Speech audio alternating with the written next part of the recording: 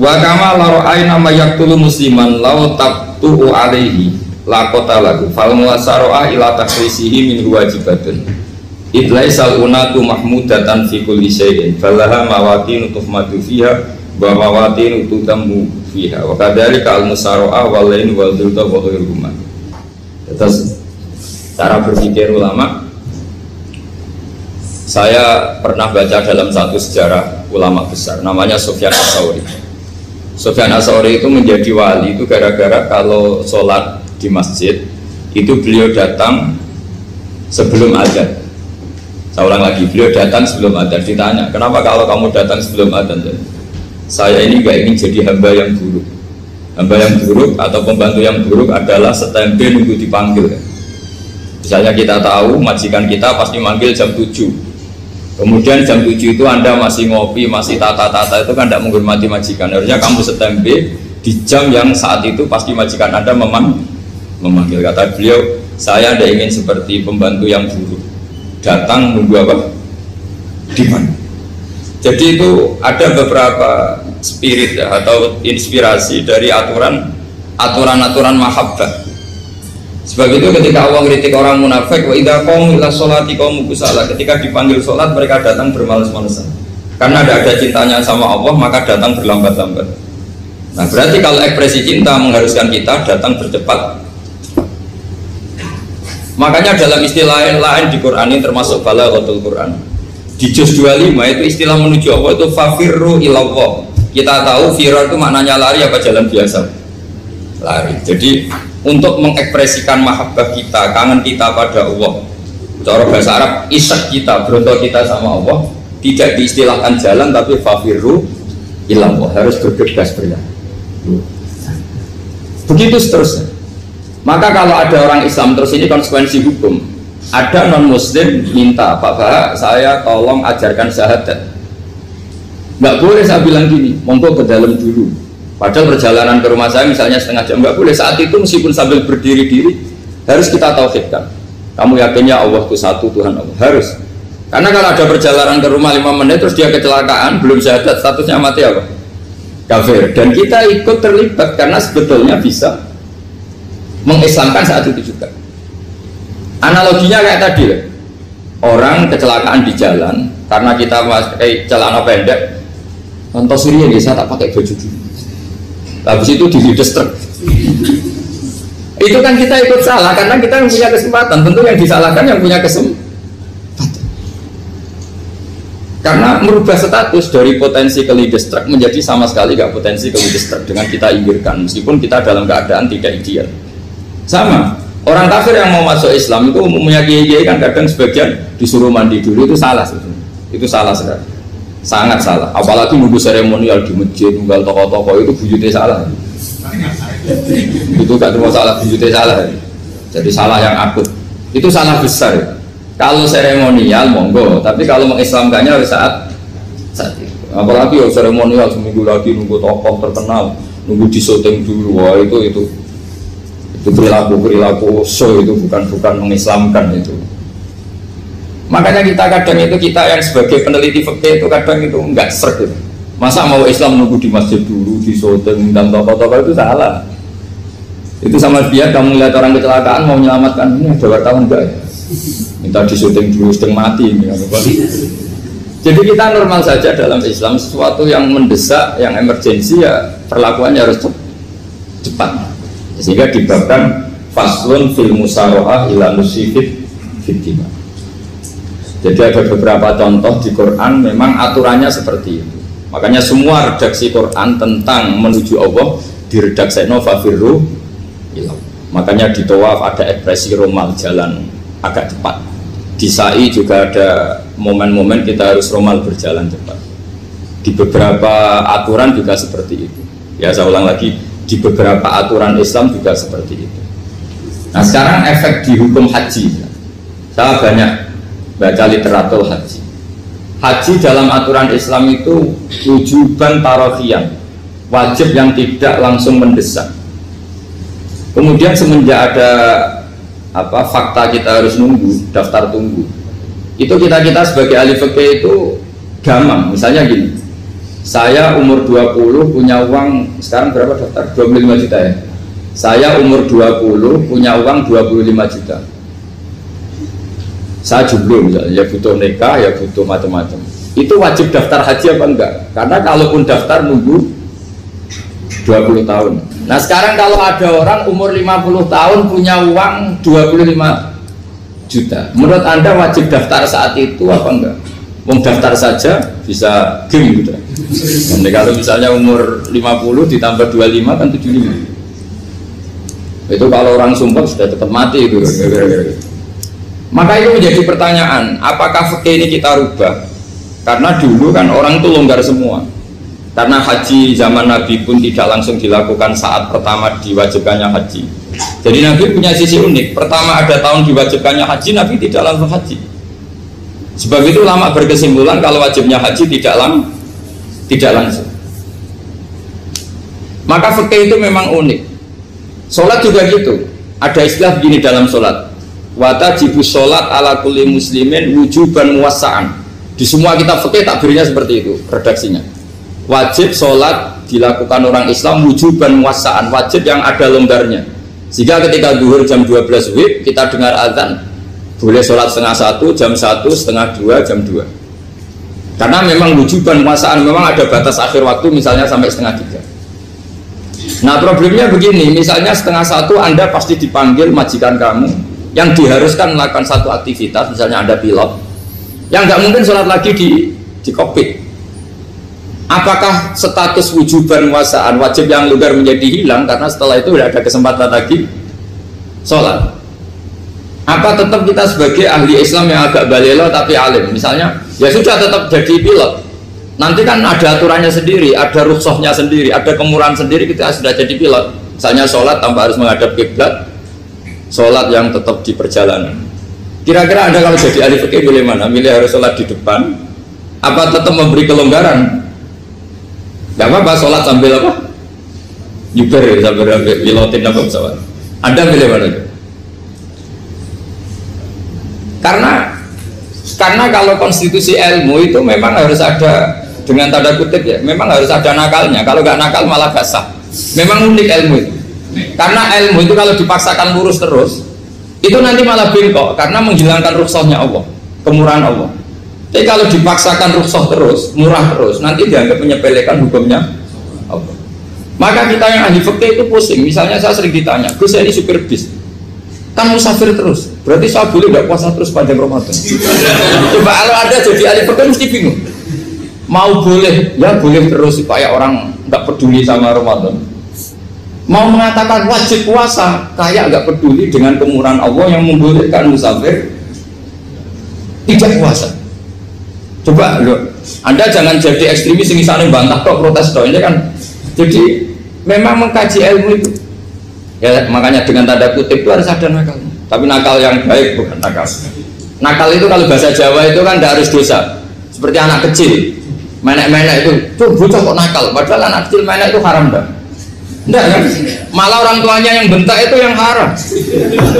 Yang nakal betul ya ibunya yang bentak cerewet itu, karena ibunya orang yang sudah mukallaf, sudah tua, salah langkah yaitu Kalau anaknya naik meja itu ya sebenarnya bahasanya tidak nakal, lucu. Oh jelas pinter coba iso munggah meja, harusnya diapresiasi. Tapi rata-rata ibu semua akal mecah gelas. Coba, malah boe malah mecah tabungan. Bapaknya marah tukang nguras tabungan. Sebetulnya senakal-nakalnya anak kecil itu nakal orang tuanya, itu pasti. Karena ini sudah kena kitab, sementara anak-anak belum kena. Saya pernah punya tamu, karena di tradisi Kiai itu sering punya tamu. Bapak ibunya itu kultus sama Kiai, bentak anaknya disuruh salim sama saya. Anak kecil kan nggak mau jalan-jalan terus, marah. Tak marah orang tuanya tak marahin. Yang dosa itu kamu bentak anaknya. Kalau anak kecil itu kena diskon rufi al-qalamu an salasin. Di antara aturan Islam apa? Tidak ada keharusan bagi 3 orang. 1 anak kecil sampai balik, 2 orang tidur sampai bangun, 3 orang gila. Artinya anak kamu itu tidak kena kitab untuk sopan sama saya. Kamu yang kena kitab baru sopan sama anak-anak. Dan ini ada Jawa itu kadang keliru. Jadi orang tua itu marah-marah memaksakan anaknya sopan. Padahal Allah memberi diskon anak kecil itu belum wajib sopan. Nggak apa-apa ada tamu naik-naik asal masih anak kecil. Makanya Rasulullah ketika beliau sholat sujud itu Hasan Husain itu naik. Cara Jawa Nabi itu digawe tumpahan. Semua riwayat mengatakan Nabi itu diam saja, gak berani ngangkat. Sampai sahabat itu ada yang ngomong, ini Nabi sujud lama sekali ada apa? Jadi kita punya riwayat itu ya baru kayak sahabat yang agak nakal. Semuanya itu sujud, tapi bareng di atas rata-rata ada sahabat yang belakang ngomong, siapa tuh ini sujudnya kok lama? Barokahnya itu ditemukan riwayat, oh ono putune. Karena Hasan itu naik di atas punggungnya apa? Nabi itu andai kan tidak ada yang ngomong, riwayat ini tidak ditemukan. Barokahnya ada yang ngomong itu mungkin. Kalau sekarang mungkin semua masjid mongok karena orang sekarang jarang yang khusyuk. Kalau dulu hanya satu yang di belakang. Setelah itu Nabi memberi penjelasan, saya tadi sebetulnya harus mengakhiri sujud saya sesuai aturan umum, tapi ada cucu saya tak biarkan sampai dia puas naik punggung saya, sehingga dia turun baru saya naik. Filosofinya apa? Begini, anak kecil satu udah kena hitop, dua jangan sampai sholat itu jadi problem. Kalau Nabi nyentak Hasan, membentak, putu lono bae sholat kok diganggu, maka sholat menjadi trauma. Gara-gara sholat bahasa bentak saya. Lama-lama anak ini trauma dengan sholat karena dianggap problem. Makanya saya termasuk kiai nggak berpendapat anak kecil nggak boleh di masjid. Sering kan anak kecil di masjid, ayo khutbah rame. Saya termasuk setuju tetap boleh. Kalau dibentak di masjid maka dia trauma dengan masjid. Bangsa ke masjid dibentak. Lagi pula kadang-kadang orang tuh gaya-gayaan dok. Wah rame orang khutbah rame nih. Padahal kalau nggak diramein anak-anak malah dia tidur.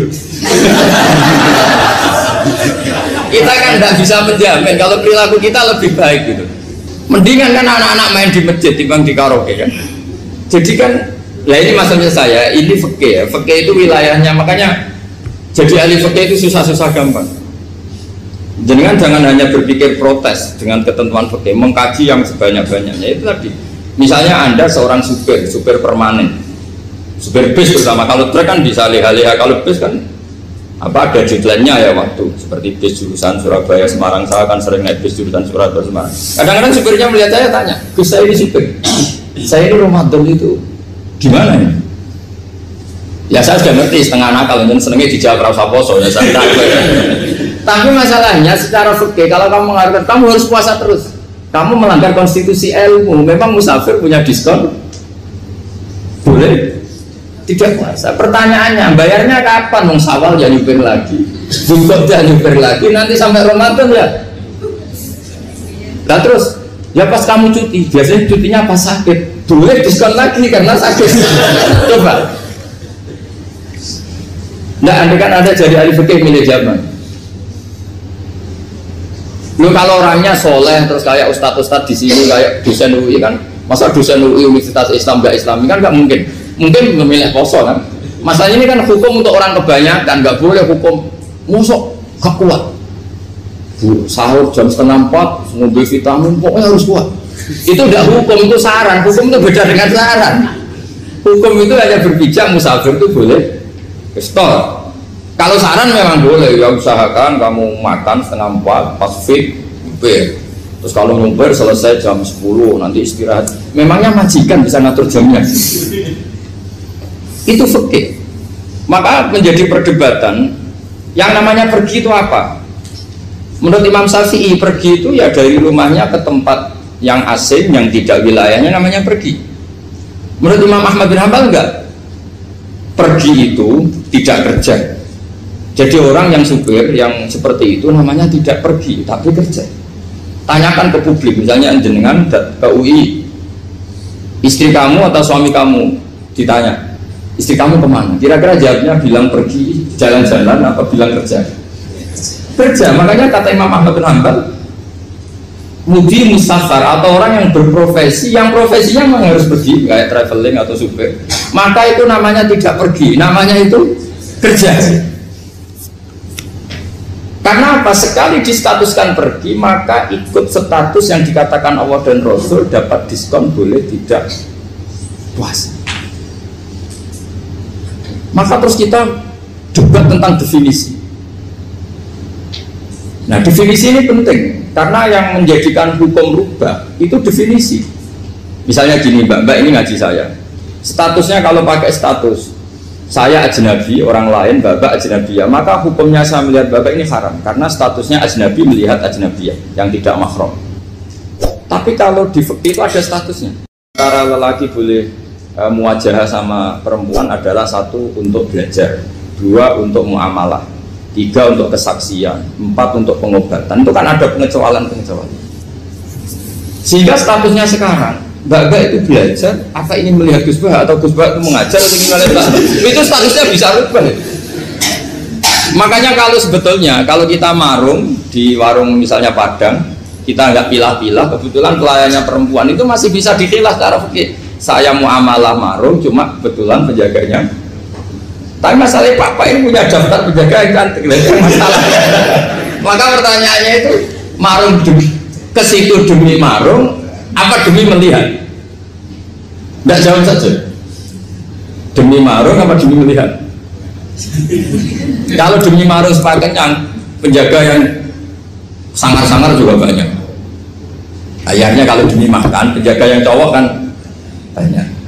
Kalau demi melihat, berarti yang dihitung kan niatnya. Berarti karena muamalah apa karena melihat? Melihat. Itu status. Jadi makanya kalau mudi musafar itu namanya orang pergi atau orang kerja? Orang kerja. Maka menurut pikirannya Imam Ahmad bin Hanbal, seperti itu harus puasa. Karena dia adalah pekerja, bukan musafir. Lalu dalam masalah jumlah 3 hari misalnya, kalau dalam fikih kita, nggak saya kenapa ngomong fikih terus ya, karena banyak yang melupakan fikih. Jenengan pergi haji, zaman Nabi haji itu jamak dan qashar terus. Padahal hajinya Nabi itu, haji itu minimal kan berapa hari minimal itu? 9, 10, 11, 12. Sebenarnya haji itu minimal hanya 4 hari. Karena 13 Dzulhijjah bisa nafar apa? Awal. Kalau nafar awal berarti nggak ada kewajiban nafar sani. Berarti yang wajib betul kan 9, tanggal 9 wukuf di Arafah, terus 10 biasanya ifadah sama balang jumroh apa? Akobah, terus 11, 12 itu kan sudah boleh cabut karena apa? Nafar apa? Awal. Berarti nggak usah nafar apa? Sani. Berarti hanya berapa? 4. Tapi Nabi haji di Mekah Madinah itu sampai 40 hari karena perjalanan. Pertanyaannya, ketika Nabi menjamak dan mengqashar itu cara Imam Syafi'i lis safar. Karena Nabi orang Madinah datang ke Mekah dengan jarak 460 kilo, maka Nabi boleh jamak dan qashar. Jadi pikiran Imam Syafi'i, jamaknya Nabi itu lis safar karena pergi. Cara pikiran Imam Malik enggak, jawabnya Nabi itu lin nusuk. Nabi menjamak sholat itu karena melakukan ibadah haji. Efeknya adalah orang Mekah kalau haji itu cara Imam Malik meskipun jaraknya dekat boleh apa? Boleh apa? Qashar, boleh jamak qashar. Lalu terus ada pertanyaan fikih lagi. Lalu jamak qashar itu karena pergi apa karena masyaqqah? Karena repot. Coba kalau sampean kira-kira jawab. Misalnya kita orang kaya bawa uang 1 miliar naiknya Alphard, ada supirnya, ada ajudannya, pergi di jarak 100 kilo. Masyarakatnya kan tidak ada sama sekali, apalagi di tol kebetulan nggak macet. Kira-kira boleh jamak nggak? Boleh itu karena pergi, tapi kan nggak ada repotnya sama sekali. Dibanding misalnya yang ngebis bawa beras 1 kintal gitu, udah gitu suruhan orang lagi kan pusing. Maka fikih ini untuk memberi hukum itu, kalau fikih itu menstatuskan dulu. Ini orang boleh jamak itu karena masyaqqah apa karena safar. Lalu kalau setelah karena safar itu karena jaraknya apa tingkat masyaqqahnya.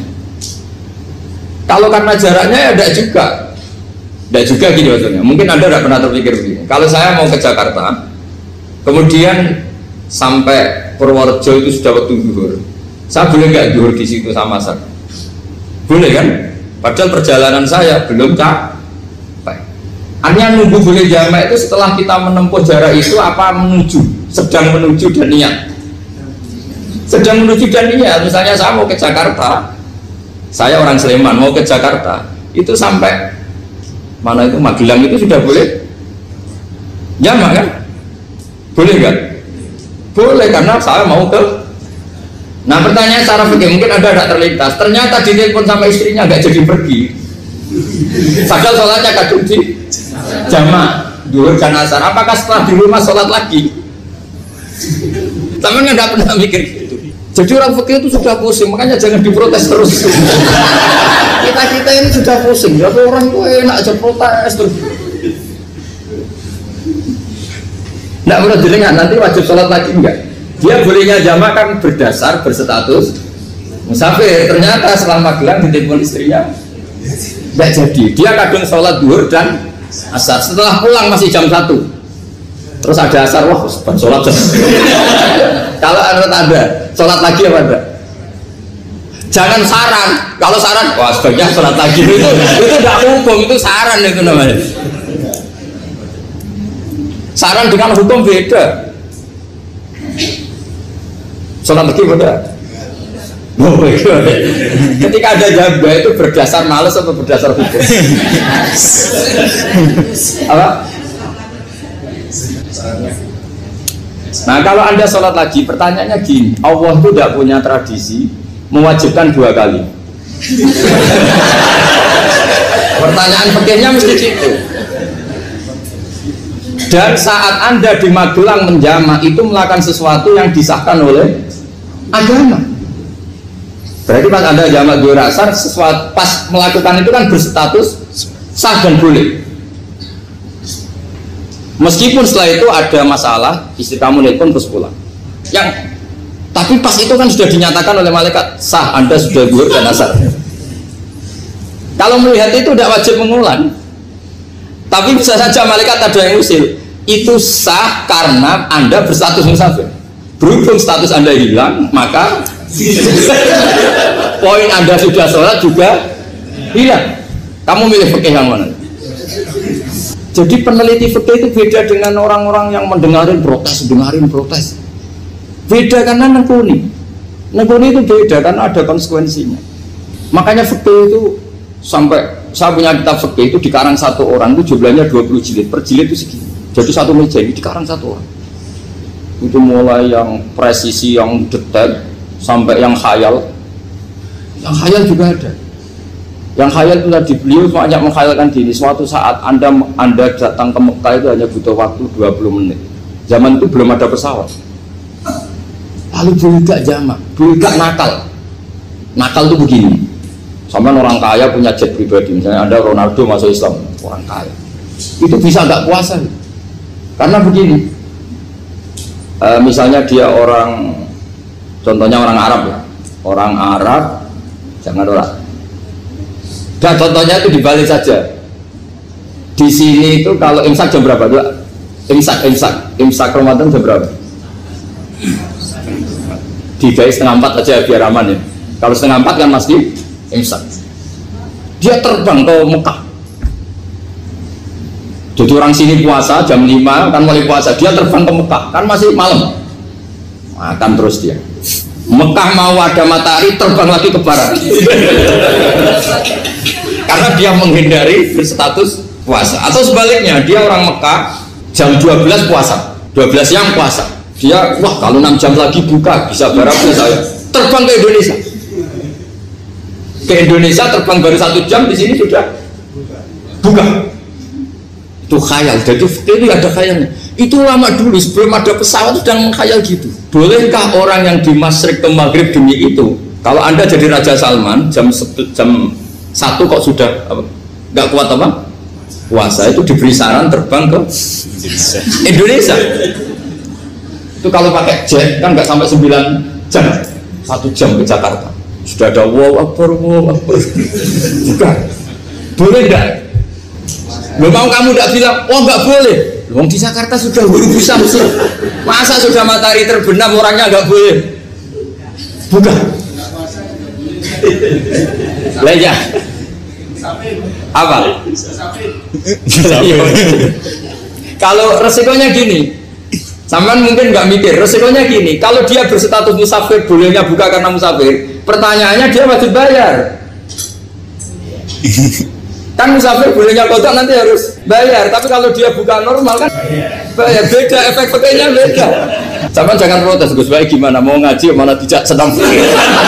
Ini kan ngajinya para dosen, para pegawai, jadi harusnya itu jadi mufti, ngaji untuk jadi mufti, bukan ngaji untuk mendengarkan.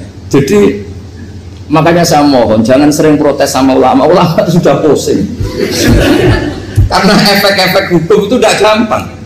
Kayak tadi misalnya, kalau dia boleh buka atas nama musafir, resikonya wajib bayar. Masalahnya Raja Salman ini mau enggak? Dia inginnya. Maka pertanyaannya itu kitab yang milik saya tadi yang 20 jilid tadi. Ulama itu mulai dulu sudah membayangkan bagaimana kalau suatu saat ada satu kendaraan. Kenapa ulama bisa membayangkan itu? Karena ada buruk. Meskipun mereka nggak numpak buruk, hanya Rasulullah, tapi kan bisa membayangkan ada toyul waktu. Waktu itu bisa dilipat.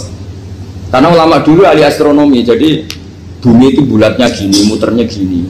Berarti suatu saat ada satu ilmu di mana orang ngambil satu posisi terus melewati toyul waktu, ngalami lintasan waktu. Mulai dulu itu sudah dibicarakan. Pertanyaannya lalu status orang ini kayak apa?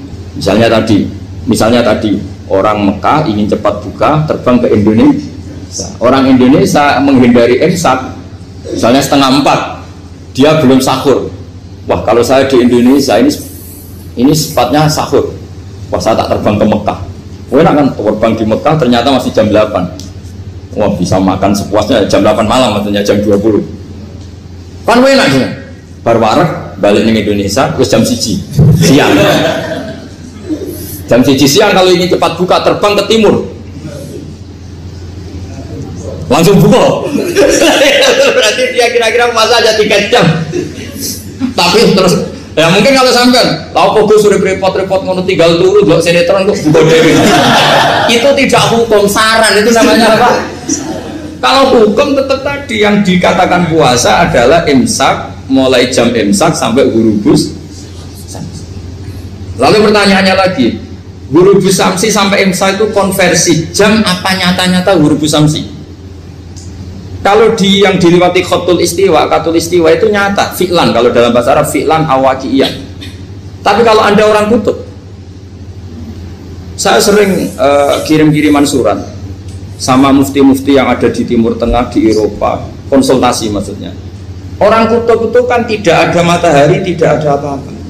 Jika kalau Anda baca kitab di kutub, mesti Gus Bak ajaran pembohong. Misalnya orang kutub ngaji saya, kamu harus subuh sebelum matahari terbit. Sekali matahari terbit, waktunya hilang.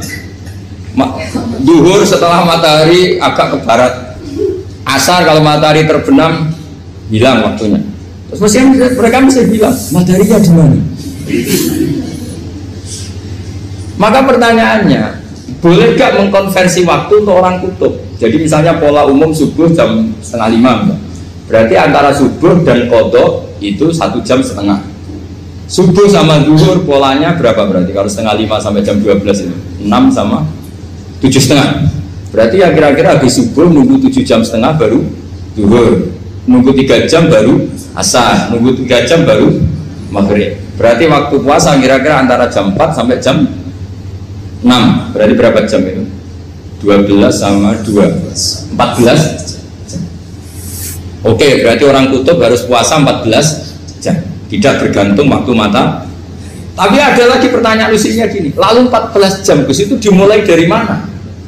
Apa asal 14 jam? Apa harus ada konsensus setarnya?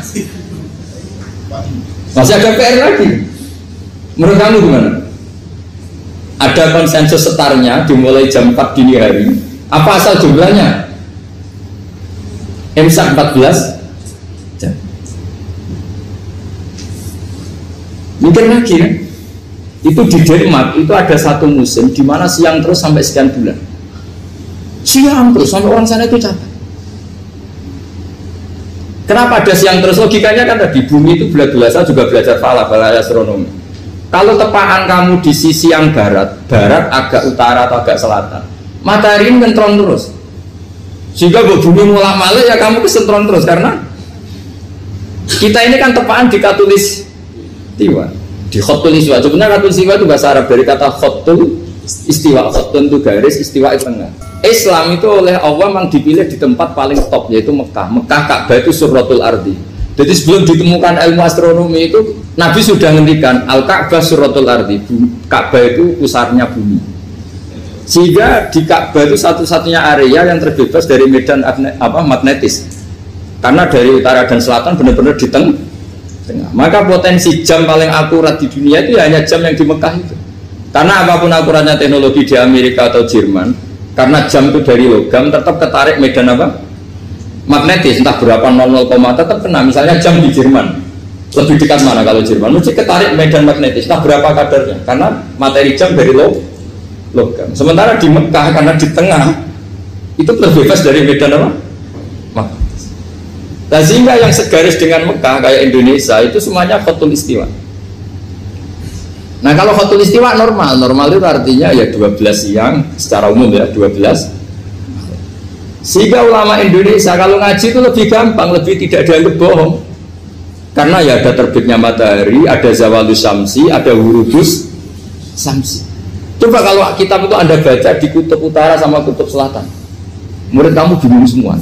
Ini gimana Ustadz, tidak ada matahari kok semuanya diukur pakai matahari. Lalu pertanyaannya dikonversi kan?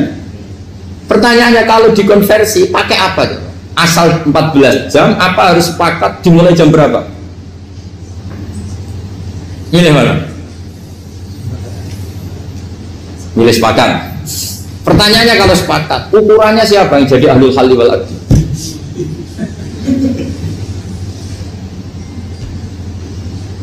Jadi orang fikih itu sudah bingung, makanya saya mohon jangan sering diprotes. Saya pernah ketemu ulama, saya kan sering ikut komunitas di New York, itu andaikan tidur, itu pas persis Ka'bah. Jadi buminya itu kalau tidur pas persis Ka'bah. Lalu pertanyaannya, ada kiblat tidak di sana? Ya bumi kan gini ya, kalau dalam bahasa falak itu ada rubuk namanya. Rubuk itu bumi yang sewaktu itu hanya yang seperempat. Ya bumi yang sewaktu itu hanya seperempat. Jadi kita sekarang siang, berarti yang baru siang hanya seperempat bumi. Nanti yang malam ya hanya seperempat bumi. Ya, misalnya sekarang kita di sini siang, di Arab Saudi kan belum, ini masih setengah 6. Ini sekarang di Arab Saudi baru setengah 6. Lah itu ada daerah di mana dengan Ka'bah itu pas atas sama bawah. Harusnya kan bebas arah. Apa? Bebas arah. Lalu orang sana sholatnya itu menghadap kemana? Pernah ulama New York itu minta fatwa ke Rabitatul Alam Al-Islami. Lalu kita harus menghadap kemana? Makanya dalam dunia anekdot ulama itu ada anekdot Abu Nawas itu orang yang nggak pernah kalah debat. Dia itu terkenal nggak pernah kalah debat. Tapi dia ada ilmuwan. Dia punya tetangga ilmuwan, punya pengaruh besar. Semua orang ngaji ke ilmuwan itu. Mantelnya bukan main, karena dia ahli falak, ahli astronomi. Mau nandingi dia tidak bisa, gak nandingi itu reputasinya jatuh. Orang itu berteori kalau bumi itu bulat-bulat. Kalau kamu jalan ke sini, maka akan ke titik yang suatu saat si profesor ini kemalingan, terus minta tolong Abu Nawas rumah saya kemalingan. Terus lari kemana malingnya? Ke timur. Setelah ke timur, larinya ke timur. Abu Nawas lari ke barat. Terus ditanya, sudah tak bilangin malingnya lari ke timur kok kamu lari ke barat? Nanti ketemu di titik yang sama. Sementara itu profesornya mangkel. Oh kamu nyindir loh. Artinya Abu Nawas gak terima. Teori anda itu gak bisa. Secara keilmuan benar, tapi secara faktual gak boleh. Berarti kalau ada orang ngejar istrinya lari ke timur, dia harus tetap ke barat. Nanti ketemu di titik yang sama. Jadi malingnya tuh lari ke timur, Abu Nawas ngejar ke barat. Ketika ditanya profesornya, sudah bilangin malingnya tuh lari ke timur, kenapa ada ke barat? Kata anda nanti ketemu di titik yang sama, karena bumi bulat-bulat. Nah pertanyaannya gini, lalu kalau yang segaris itu ada arah enggak? Kayak New York tadi. Menurut kamu tetap berkiblat apa enggak usah? Loh kalau yang rubuk jelas. Mungkin kalau rubuk begini loh, misalnya begini, terus kamu di sini sama sini kan masih ada arah, tapi kalau sini sama sini masih bisa kiblat. Sama nggak usah protes, orang fikih sudah pusing, nggak usah diprotes, karena yang dipikir itu macam-macam. Lah ya makanya ini kan